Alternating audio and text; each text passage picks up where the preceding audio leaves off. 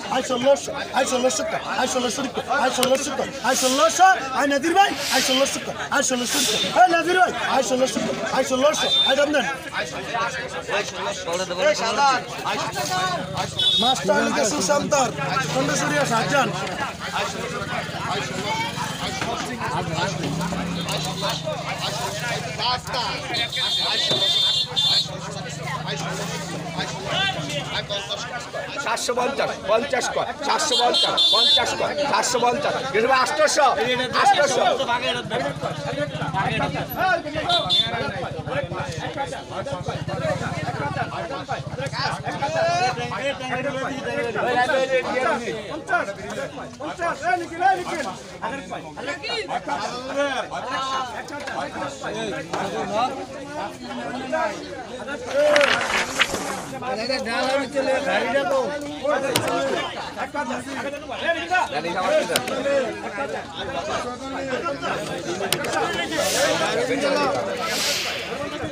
এই 800 কর, 800, 800 কর, 800, 50 কর, 850, 50 কর, 850, 50 কর, 850, 50 কর, 900 কর, 900, 900 কর, 900, 900 কর, 900, মাছটা হাত দিয়ে দেন, 900 কর, 900, 900 কর, 900, 900 কর, 900, 900 কর, 900, 900 কর, 900, 900 কর, 900, 900 কর, 50 কর, 950, 50 কর, 950, 50 কর, কে নিব মাছ? মাছ দাম নাই।